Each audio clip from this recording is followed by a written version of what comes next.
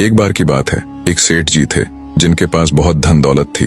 सेठ जी की एक बेटी थी जिसकी शादी उन्होंने एक बड़े और प्रतिष्ठित परिवार में की थी, मगर बेटी के दुर्भाग्य के कारण उसका पति जुआरी और शराबी निकला और उनके घर की सारी संपत्ति धीरे धीरे खत्म हो गई। बेटी की इस हालत से सेठानी जी बेहद चिंतित रहती थीं। वे अक्सर सेठ जी से कहती, आप तो दुनिया भर की मदद करते हो, लेकिन अपनी बेटी की मदद क्यों नहीं करते जो इस कठिन समय से गुजर रही है। सेठ जी हमेशा शांत भाव से जवाब देते, जब उनके भाग्य का वक्त आएगा तो मदद खुद चलकर उनके पास आएगी।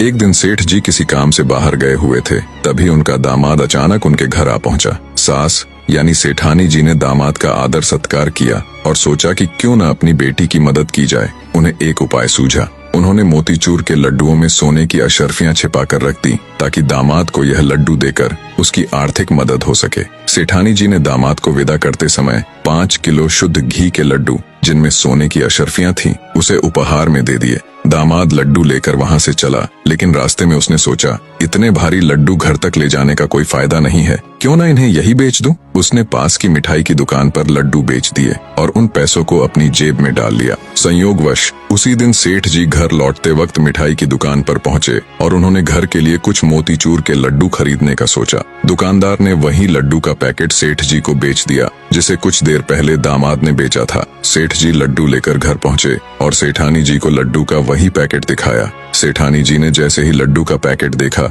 वह चौंक गई। उन्होंने एक लड्डू तोड़कर देखा तो उसमें से वही सोने की अशर्फियां निकली जो उन्होंने दामाद के लिए छिपाई थी। सेठानी जी अपना माथा पकड़कर बैठ गई और सेठ जी को पूरी कहानी सुनाई, दामाद के आने से लेकर अशर्फियां छिपाने तक की पूरी बात। सेठ जी ने यह सब सुनकर मुस्कुराते हुए कहा, भाग्यवान, मैंने पहले ही कहा था कि उनका भाग्य अभी नहीं जागा है। देखो, न तो अशर्फियां दामाद के भाग्य में थी और न ही मिठाई वाले के। इसीलिए कहते हैं कि भाग्य से ज्यादा और समय से पहले किसी को कुछ नहीं मिलता। कहानी का मर्म यह है कि जीवन में सब कुछ अपने समय पर ही मिलता है। हमें धैर्य रखना चाहिए और जितना ईश्वर देता है उसमें संतोष करना चाहिए। जैसे झूला जितना पीछे जाता है उतना ही आगे भी आता है। सुख और दुख जीवन के हिस्से हैं जो समय समय पर हमारे जीवन में आते रहते हैं। इसलिए किसी की मजबूरी पर कभी मत हंसो। कोई भी अपनी मुश्किलें खरीद कर नहीं लाता और बुरा वक्त भी बिना चेतावनी के आता है। हमें हमेशा समय और किस्मत की कद्र करनी चाहिए। वीडियो पसंद आया हो तो वीडियो को एक लाइक करके कमेंट में अपनी प्रतिक्रिया जरूर शेयर करें।